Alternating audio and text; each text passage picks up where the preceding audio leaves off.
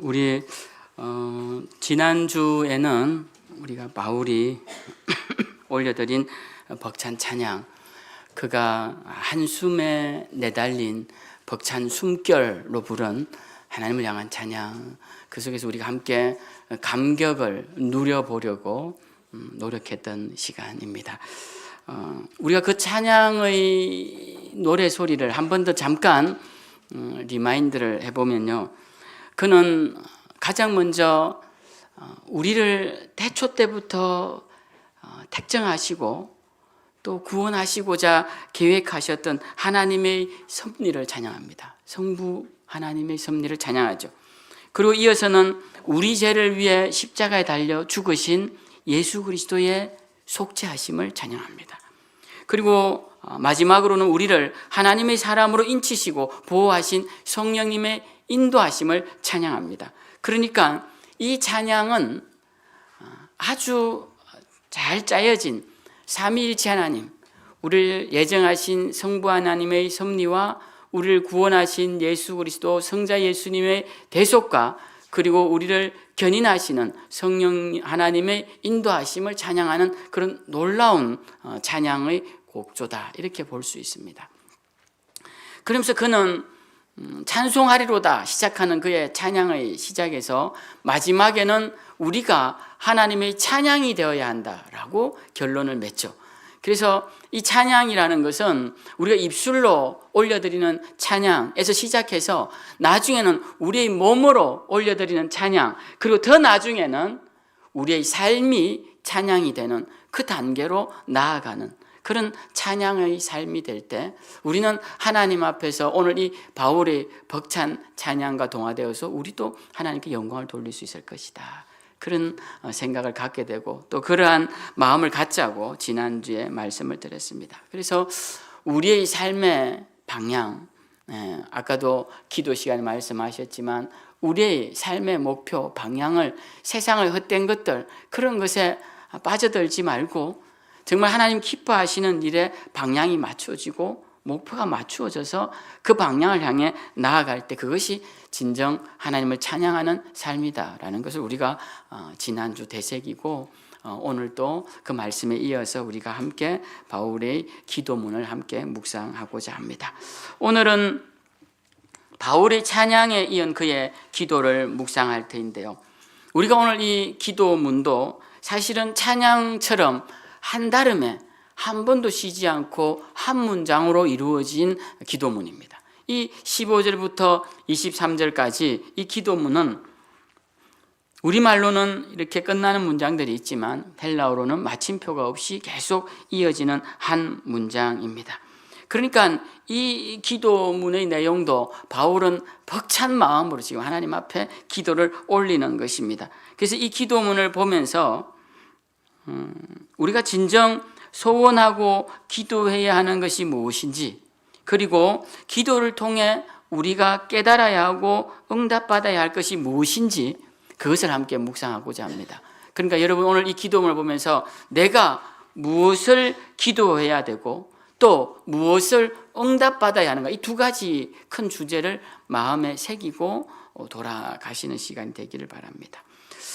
오늘 바울은 16절에 자기가 기도한다라고 이렇게 고백을 하죠. 내가 기도할 때에 라고 말하면서 그가 에베소 교인들을 위해 기도하는데 그 뒤로부터 무엇을 위해 기도했는지 그리고 앞으로 또 무엇을 위해 기도해야 하는지에 대해서 오늘 본문은 알려주고 있습니다. 그의 첫 번째 기도의 제목은 17절에 나오는 말씀입니다. 우리 17절을 함께 읽어볼까요? 자, 시작. 우리 주 예수 그리스도의 하나님 영광의 아버지께서 지혜와 계시의 영을 너에게 주사 하나님을 알게 하시고, 네, 하나님을 알게 되기를 기도한다라는 겁니다. 바울의 첫 번째 기도 제목은 이 에베소 교인들이 하나님을 알게 되기를 기도한다라는 것입니다. 사실 이 서신서를 받아보는 사람들은 하나님을 아는 자들이죠. 하나님을 모르는 자들이 이 서신서를 읽는 게 아닙니다. 하나님을 아는 자들입니다. 그런데 바울은 오늘 이 신서를 받아보는 자들에게 너희가 하나님을 알게 되기를 내가 기도해왔다라는 것이요. 그러면 여기서 하나님을 안다라고 할 때 이 안다라는 표현이 우리가 생각하는 것과는 조금 다르다라는 것을 우리가 알 수가 있겠죠. 성경에서 안다라고 할 때의 많은 경우는 그 대상에 대해서 깊이 아는 상태를 말합니다.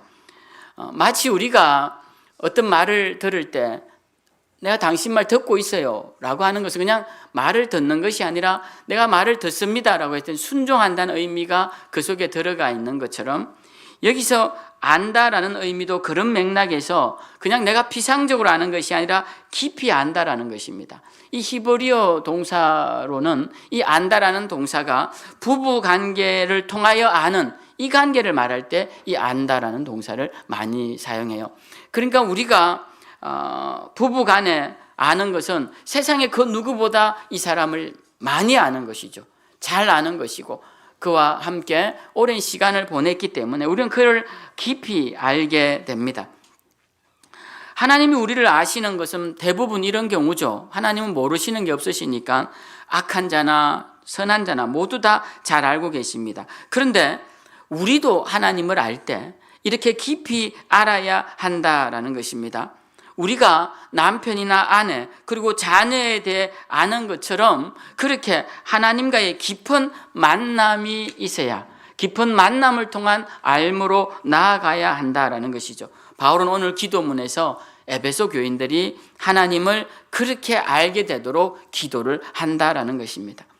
그러면 하나님을 어떻게 깊이 만날 수 있느냐, 깊이 알 수 있느냐, 여기 오늘 성경에 보면 하나님을 아는 중요한 길을 가르쳐 주는데요. 그것은 바로 오늘 17절에 나오는 말씀, 지혜와 계시의 영을 너희에게 주심으로 말미암아 하나님을 알게 되도록 기도하겠다라는 것입니다. 이 지혜와 계시는 거의 같은 의미라고 할 수 있죠. 이 지혜라는 것도 어떤 상황과 또 어떤 문제를 보고 깨닫는 능력을 말하는 것입니다. 지혜가 없다는 것은 지금 이게 어떤 상황인지 모르고 동서남북을 모르고 갈 길을 모르고 이해를 못하고 가는 것을 지혜가 없다고 그러죠. 근데 이 지혜가 있는 행동이 계시와 어떻게 연관이 되냐면 이 계시라는 것도 밝히 드러내다는 뜻입니다. 밝히 드러내는 것. 그러니까 감춰진 것이 드러나는 것이 계시이기 때문에 지혜와 계시의 영, 그것은 같은 의미로도 이해할 수 있는 말씀입니다. 특별히 오늘 계시라는 것을 우리가 함께 묵상을 해보면요. 오늘 하나님께서 하나님을 아는 지식을 주기 위해서 하나님을 알게 하기 위하여서 계시의 영이 그들에게 임해야 한다라고 바울을 통해 우리에게 가르쳐 주고 있습니다.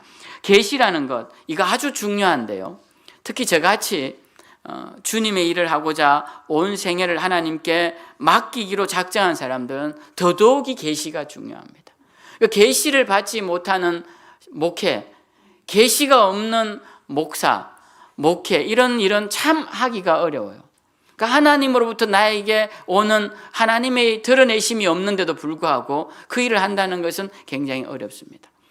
주의 선지자들과 제사장들도 하나님의 계시가 없다는 것은 하나님께서 그를 버리셨다는 것과 같은 의미로 성경에서 종종 사용했습니다.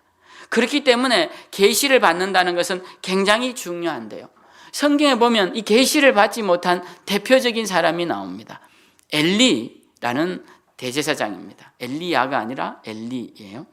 이 엘리 제사장은 40년이나 대제사장으로 백성들을 이끌었지만 그는 하나님의 계시를 듣지 못합니다.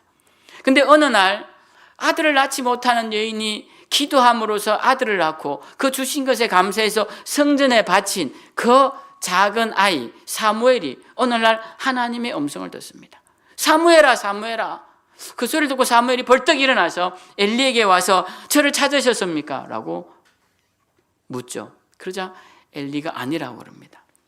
2번 반복을 하고 다음에 또 이야기를 합니다. 엘리가 다음에 또 부르시거든 하나님 제가 여기 있습니다 라고 대답을 하라는 거예요. 그래서 사무엘이 또 사무엘아 사무엘아 라는 소리를 듣고 일어나서 하나님 앞에 제가 여기 있습니다 말씀하옵소서 라고 함으로써 하나님의 계시를 받게 됩니다. 그동안 엘리에게서는 일어나지 않았던 놀라운 계시의 역사가 이 사무엘에게 일어났다는 것입니다.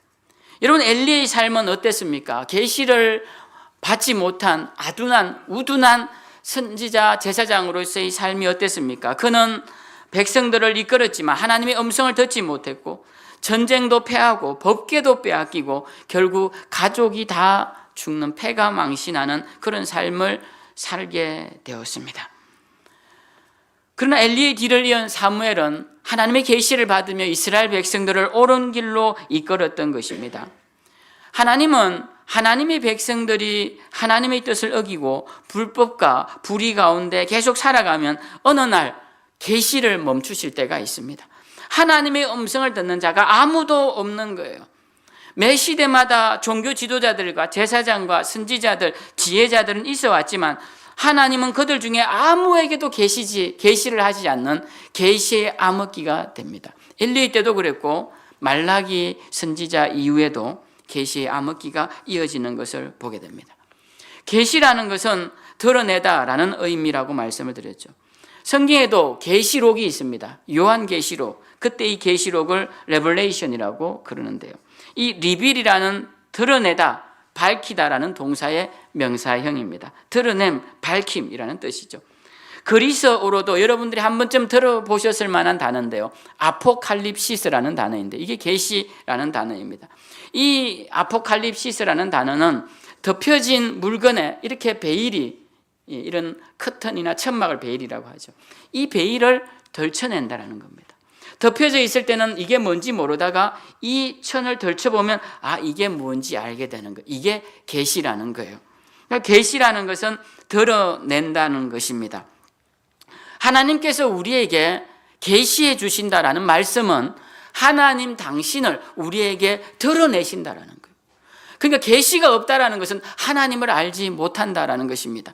계시라는 것을 통하여서 하나님은 하나님의 뜻을 드러내시기도 합니다. 그래서 계시가 없으면 하나님의 뜻도 분별치 못하고 하나님도 알지 못하게 되는 거예요. 그래서 오늘 사도 바울은 계시의 영을 저들에게 부어주셔서 저들이 하나님을 알게 해 주십시오라고 기도를 하고 있다라는 것입니다. 우리 가운데도 하나님을 아는 지식이 있어야 하는데 하나님을 온전한 아는 자들이 많아져야 하는데 성경은 우리에게 이것은 계시의 영을 통해서만 가능하다고 말씀합니다. 우리는 흔히 이렇게 생각하기 쉽습니다. 내가 하나님을 많이 아는데, 그러나 이런 지식적으로 아는 것은 하나님을 안다고 할 수가 없습니다. 우리가 수학 공식을 외우고 수학 문제를 푼 뒤에 내가 이걸 알아요, 수학을 알아요 라고 말하는 것처럼 그렇게 하나님을 알 수 있는 게 아닙니다. 또 역사 공부처럼 연도를 외우고 사건을 외워서 그 사건들을 잘 설명한다고 해서 그처럼 하나님을 아는 것이 아닙니다. 어떤 사람들은 성경의 지식을 많이 갖고 있다고 해서 하나님을 많이 아는 것처럼 말하는데 그것은 하나님을 많이 안다고 할 수가 없는 것입니다.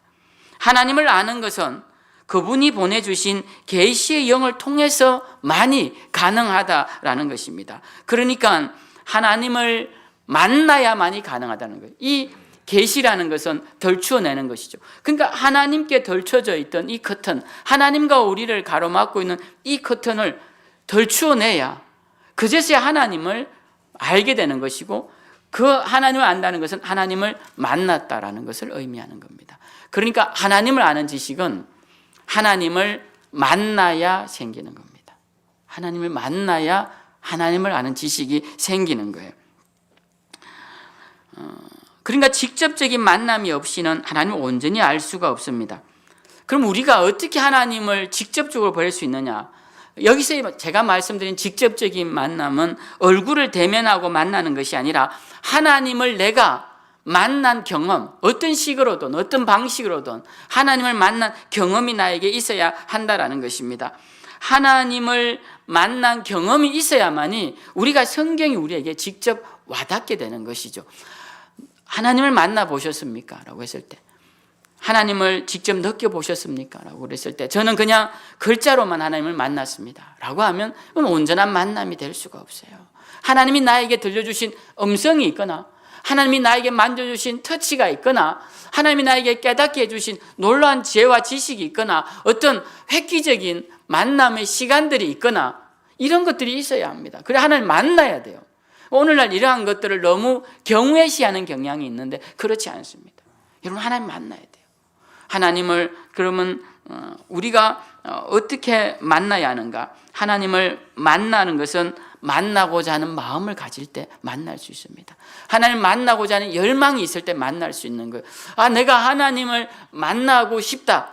그래서 하나님을 만나려고 한다. 그러면 하나님 만나 주십니다. 우리가 예전에 우리 부모님 세대를 보면 하나님을 만나는 일에 굉장히 열심이었던 걸 보게 돼요.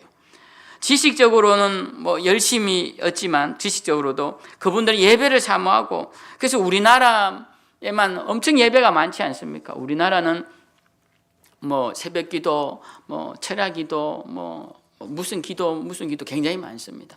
우리 한국 사람들은 하나님의 은혜를 체험해서 이 모이기를 힘썼던 거예요. 그래서 한창 뜨거울 때는 철야 기도, 그럼 진짜 밤을 새서 기도를 하고 그렇게 목이 터져라 기도를 하는 것을 보게 됩니다. 그리고 찬양도 막 열심히 부르죠. 예전에 그 풍금 하나 갖다 놓고 잘 들리지도 않는 풍금 발로 열심히 밟아가면서 그 소리에 맞춰서 함께 뜨겁게 찬양하고 봉사도 열심히 하고 전도도 열심히 하고 기도도 열심히 해서 환상 본 이야기도 서로 많이 나누고 또 은사 받은 이야기도 많이 나누고 그렇게 했습니다. 그렇게 하는 일들이 바로 하나님을 만나는 일들이에요. 근데 오늘날 이러한 만남이 우리가 점점 사라진다면 우리는 하나님을 아는 지식에서도 점점 멀어진다고 할 수 있습니다. 그냥 성경적인 지식만으로 하나님을 만나는 게 아니에요. 그렇게 만나는 것은 피상적으로 하나님을 안다라고 하는 것이죠.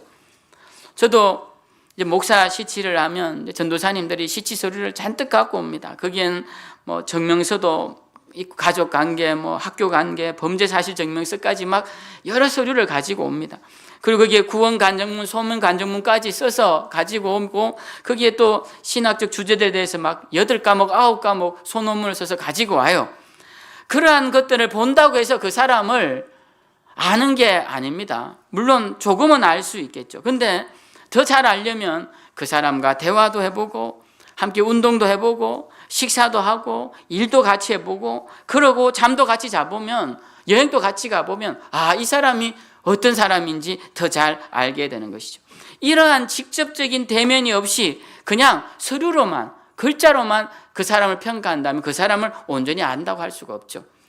하나님도 마찬가지입니다. 우리가 하나님을 안다라고 했을 때 그냥 이 성경에 나오는 글자로만 이렇게 하나님을 만나는 게 아니에요. 이 글자를 통하여서 하나님을 직접 만나야 합니다. 성경에서 가르치신 말씀을 통하여서 하나님 지지난주에도 여호와 니시라고 우리가 배웠으면 하나님이 승리의 깃발이다라고 우리가 성경을 통해 배웠으면 정말 내 삶의 승리 되신 하나님을 만나야 되는 거예요. 그 만남을 통하여서 우리가 하나님을 안다라고 할 수가 있는 것입니다. 어떤 방식으로든 여러분 내가 만난 하나님이 있어야 합니다. 방식은 다양할 수 있어요. 그 방식을 국한할 필요는 없습니다. 하나님을 만나는 방식은 다양합니다. 어떤 사람은 꿈으로 만나기도 하고 어떤 사람은 환상으로 만나기도 하고 어떤 사람은 소리로 만나기도 하고 여러 가지 형태로 만날 수도 있습니다. 어떤 사람은 마음의 큰 울림으로 만나기도 합니다. 그리고 어떤 사람은 머리에 큰 어떤 깨달음으로 하나님을 만나기도 하죠. 그래서 어찌되었든 간에 어떤 방식으로든 간에 내가 만난 하나님이 있어야 한다는 거예요. 그 만난 하나님이 없다면 우리는 지금부터 하나님을 만나기 위하여서 사모하고 더 뜨겁게 나아갑니다. 그러면 하나님이 절대로 만나주시지 않는 분이 아니에요. 그래서 하나님을 우리가 사모하면 하나님을 만날 수 있다라는 것입니다. 여러분 성경은 오늘날 모든 종교들은 대부분 고등 종교라고 부르는 것들은 경전이 있습니다. 경전이 있을 때 그걸 이제 고등 종교라고 부르죠. 근데 오늘날 종교들이 대부분 경전에 파묻혀서 살아가는 경우가 많습니다. 기독교도 원래는 경전이 없었습니다. 이스라엘 백성들에게 경전이 어디 있었습니까?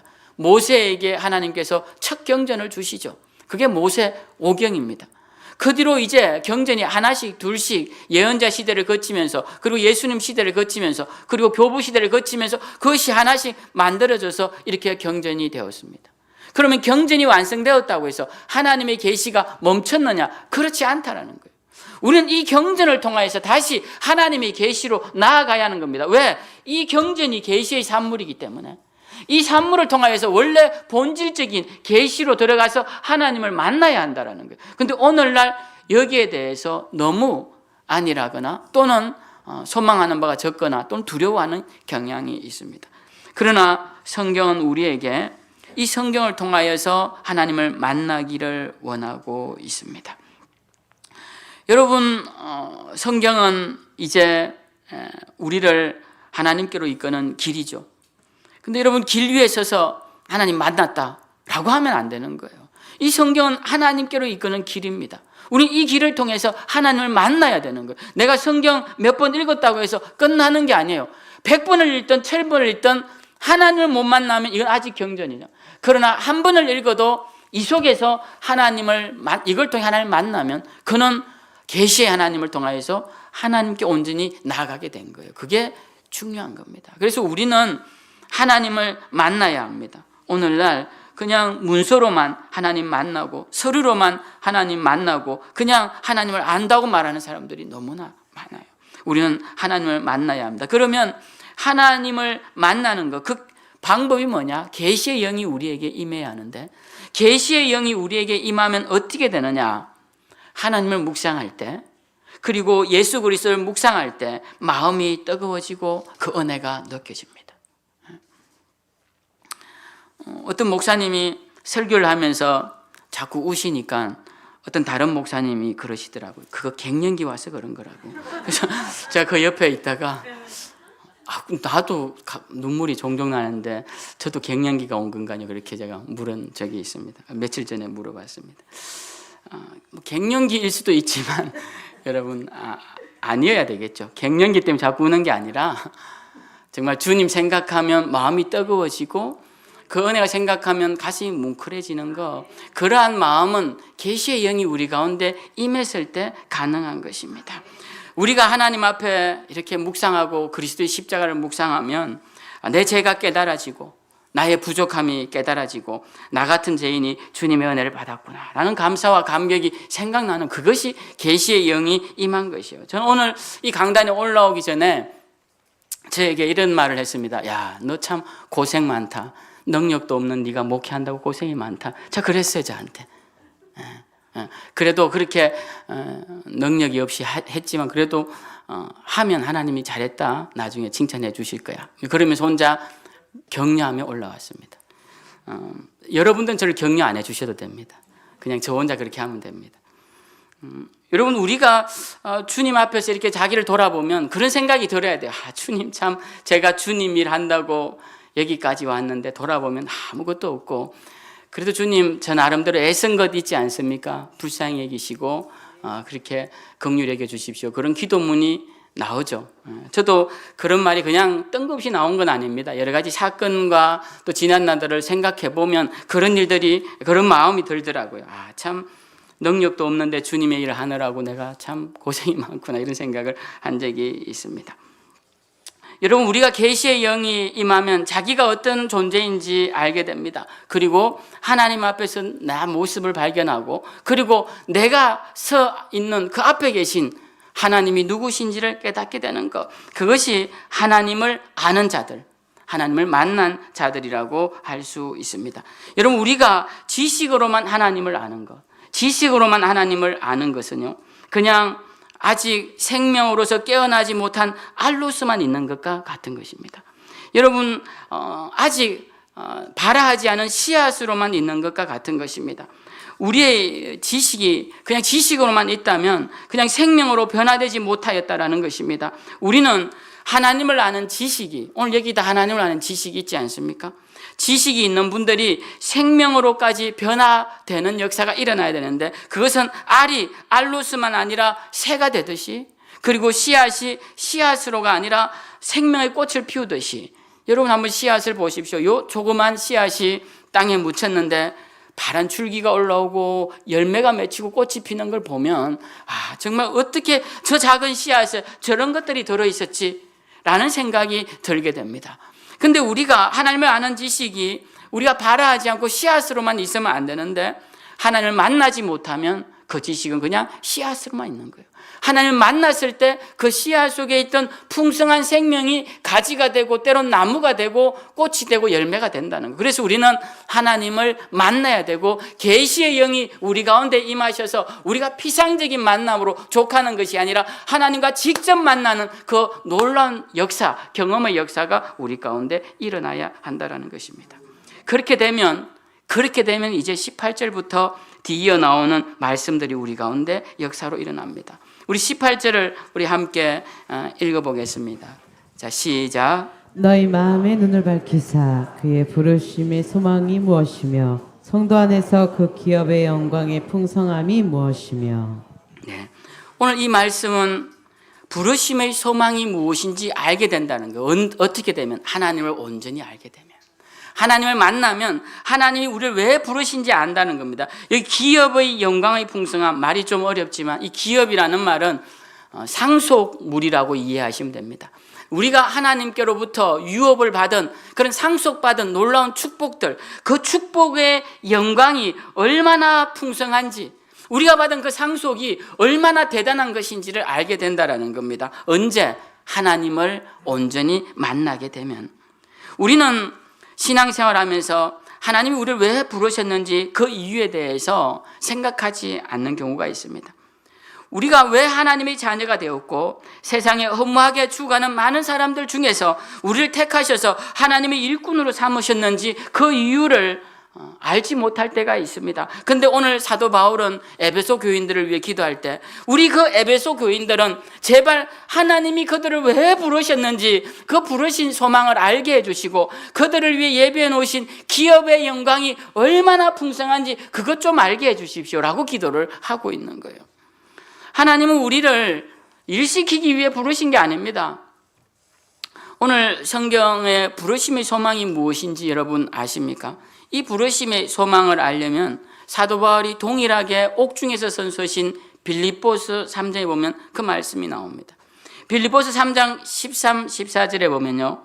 형제들아 나는 아직 내가 잡은 줄로 여기지 아니하고 오직 한 일, 즉 뒤에 있는 것은 잊어버리고 앞에 있는 것을 잡으려고 표대를 향하여 그리스도 예수 안에서 하나님이 위에서 부르신 부름의 뭐다? 상을 위하여 달려가노라 이렇게 되어 있습니다. 그러니까 빌립보서에서 기록된 이 부르신 부름의 상이 오늘 에베소서에 기록된 부르심의 소망이라는 말씀이에요.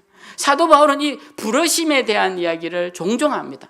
하나님이 나를 부르셨다. 근데 그 부르심에는 그냥 부르신 것이 아니라 상을 주시기 위해 부르셨고 나는 그 상을 받기 위해서 지금도 달려가고 있다라고 말을 하고 있습니다. 여러분 우리 그리스도인들이 하나님을 깊이 알게 되면요. 하나님이 나를 위해 예비해 놓으신 나를 불러주시고 나에게 주실 그 상이 어마어마하다는 사실을 깨닫게 됩니다.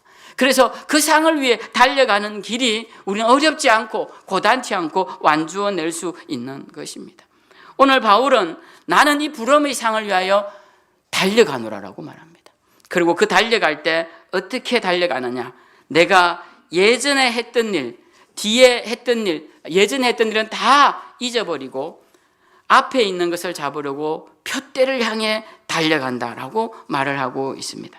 여러분 우리는 주 안에서 지금까지 주님을 위해 했던 일들은 되도록이면 잊어버리면 좋습니다. 내가 주를 위해 했던 일들은 잊어버리는 게 좋아요. 자꾸 옛날에 내가 주님 위해서 이렇게 열심히 했는데 그게 빠져 있으면 앞으로 일을 하지 못합니다. 내가 예전에 주를 위해 이렇게 충성했는데 그때 헌신했는데 여기에 자꾸 생각이 잠겨 있으면 앞으로 내가 주를 위해 할 일에 대해서 주저하게 되고 망설이게 되고 하지 않게 됩니다. 근데 바울은 뭐라고 하느냐? 나는 지나간 시간에 내가 했던 일들 다 잊어버렸다. 그리고 이제는 내가 앞으로 주를 위해 할 일만 생각하고 이 일도 그냥 걸어가지 않고 달려가며 할 것이다 라고 그렇게 다짐하는 것이 빌립보서에 나오고 있습니다. 우리도 마찬가지입니다. 우리도 주 안에서 주님을 위해 한 것들은 되도록이면 잊어버려야 돼요. 저도 잊어버려야 합니다. 그동안 별로 한 것도 없지만 그것마저도 잊어버려야 해요. 여러분들이 저를 위해 그렇게 기도해 주셔야 합니다. 예전에 했던 일들 다 잊어버리고 앞으로 남은 일들을 위해서 열심히 그렇게 충성하다가 아까 기도처럼 그렇게 제가 끝까지 사명 잘 감당하고 생명 다할 수 있도록 그렇게 여러분들이 기도를 해 주셔야 됩니다. 그러니까 우리 모두가 다 마찬가지입니다. 우리가 그런 과거에 사로잡히지 말고 앞을 향해서 아직도 주를 위해 한 게 별로 없으니까 지금까지도 여러분 주를 위해 한 게 별로 없잖아요. 그러니까 앞으로도 열심히 해야 됩니다, 여러분. 그러니까 우리는 그것 조금 되는 것까지 대단하다 생각지 마시고 빨리 내려놓고 이제 남은 시간 주를 위해 더 충성하는 것. 그럼 왜 그렇게 가능하냐? 부르심의 소망을 알기 때문에 그게 가능하다라는 것입니다. 오늘 에베소서는 부르심의 소망을 알게 해달라고 기도를 하고 있습니다. 부르심이라는 것 소명이죠. 그리고 소명으로 불러주시고 우리에게 사명을 주십니다. 소명을 주시고 사명을 주셨어요. 근데 그걸로 끝이 아니에요. 그 부르심에는 소망이 있고 그 사명에는 상이 있다라는 것입니다. 소명에는 소망이 있고 사명에는 상이 있다는 거예요. 우리가 상이라고 하니까 요즘 부족함 없이 살아가는 이 시대에 뭐 별로 대수롭지 않은 것으로 생각하는 그런 경향이 있습니다. 그러나 하나님이 약속하신 상은 세상이 알 수 있는 상이 아닙니다. 세상이 판단하거나 예측할 수 있는 그런 상이 아니에요. 로마서 8장에 보면 사도 바울이 이렇게 말합니다. 생각하건대 현재의 고난은 장차 우리에게 나타날 영광과 비교할 수 없도다. 하나님이 우리에게 나타나실 영광 그리고 우리에게 주실 영광스러운 상급에는 그 어떤 것도 비교될 게 없다라는 것입니다. 그 영광이 엄청나게 커서 예측이 불가능하다는 것이요. 사실 저도 얼마나 좋은지 모릅니다. 그러나 그 부르심을 따라 걸어가다 보면 그 걸어가는 길도 복되지만 그 길 끝에 도착했을 때 주실 상은 세상의 그 어떤 것과도 비교할 수 없는 것임을 성경은 약속하고 있고 저는 그 약속을 믿습니다. 그러니 여러분들도 이 부르심의 소망을 바라보고 약속된 기업을 바라보고 그 축복의 풍성함을 바라보며 함께 나아가시는 여러분 모두가 되시길 주님의 이름으로 축복합니다. 그러면 이렇게 하나님의 부르심의 소망을 따라가는 우리에게 하나님은 어떻게 하시느냐? 19절에 이렇게 말씀하십니다. 우리 19절을 함께 읽어보겠습니다. 시작. 그의 힘의 위력으로 역사하심을 따라 믿는 우리에게 베푸신 능력의 지극히 크심이 어떠한 것을 너희로 알게 하시기를 구하노라. 네. 이 바울이 헬라어 수사법을 사용해서 굉장히 말을 복잡하게 했지만 내용은 간단한 것이죠. 하나님의 놀라우신 능력으로 그를 믿는 자들을 하나님이 지키시고 도우실 것이다. 이게 19절 말씀인 것입니다. 여러분 우리가 하나님을 만나려고 열심을 가져서 하나님을 만나고 하나님을 만나서 그 부르심의 소망을 깨닫고 그리고 표대를 향해 달려갈 때 그때 하나님은 손 놓고 계시느냐? 그렇지 않다라는 겁니다. 그 놀라우신 능력, 그 능력이 얼마나 큰지 바울이 굉장한 언어로 이 능력을 찬양하고 있습니다. 힘의 위력으로 역사하시고 그리고 능력의 지극히 크심이 어떠한지 너희가 알게 되기를 원한다라고 말하고 있습니다. 하나님이 크신 능력으로 우리를 보호하신다는 거예요. 오늘 그 능력이 예수 그리스도를 통해 확연하게 증거로 나타났습니다. 20절부터 말씀이 그 말씀인데요. 먼저는 예수 그리스도를 죽은 자들 가운데서 다시 살리시고 그리고 성천하셔서 하나님의 우편에 앉히셨습니다. 그러니까 어떤 능력이냐? 부활과 성천의 능력이라는 거예요. 죽음을 이기게 하는 능력입니다. 죽음을 이기고 다시 살리셔서 하나님 우편에 앉으시는 놀라운 능력, 그 능력으로 우리를 지키시고 보호하시겠다고 하니 우리가 두려울 것이 뭐가 있겠습니까? 여러분 두려워하지 마십시오. 죽어도 괜찮습니다. 왜 괜찮습니까? 다시 살 것이니까. 어떤 영화 보니까 그런 영화가 있더라고요. 죽어도 살고 그래서 그 사람이 다시 사니까 그 다음에 좀 더 나은 삶을 살더라고요. About Time인가 뭐 그런 영화인데 여러분 우리가 어떻습니까? 다시 살 건데 너무 그렇게 두려워하지 마십시오. 질병으로 죽을 수도 있고 사고로 죽을 수도 있고 어느 날 갑자기 심장이 멈춰 죽을 수도 있지만 괜찮습니다. 어떻게 죽든 방식만 조금 다르지 우리는 다시 살아날 것이니까. 그 부활의 능력으로 우리 주님이 우리를 지키신다고 하니까 우리는 그 부르심의 상을 향해 나아갈 수 있다라는 것입니다. 또 하나는 만물을 복종케 하시는 통치의 능력으로 지키신다고 22절에 말씀하십니다. 하나님이 모든 만물을 다 통치하시는데 그 만물을 통치하시는 그 위에 머리로 삼으신 분이 예수 그리스도고 그 머리를 예수 그리스도 삼고 그 몸으로 삼으신 것이 교회라고 말씀을 하고 계십니다. 그래서 하나님께서는 오늘 부르심의 소망을 따라 모인 이 교회 공동체를 그냥 내버려 두지 아니하시고 머리 대신 예수 그리스도의 그 능력으로 그들을 지키시고 보호하신다라고 약속하고 계신 것입니다. 그러니까 여러분 하나님의 능력 의지하고 담대하게 주어진 사명 잘 감당하며 나아가는 우리 모두가 되기를 바랍니다. 이제 바울의 기도는 결론에 이릅니다. 23절에 보면 교회는 그의 몸이니 만물 안에서 만물을 충만케 하시는 이의 충만함이니라 라고 말하고 있습니다.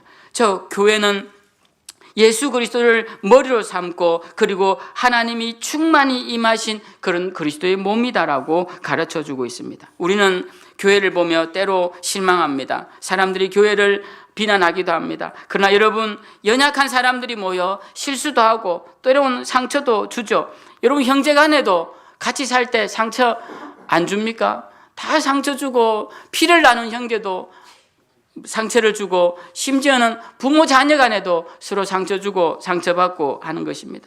그러니까 교회라고 별 수 없습니다. 사람이 모인 곳 다 그렇습니다.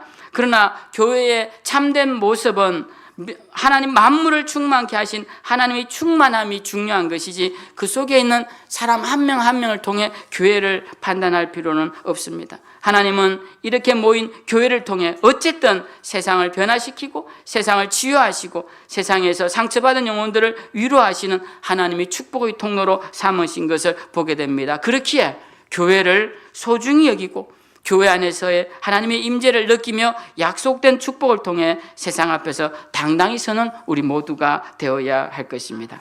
이제 말씀을 맺겠습니다.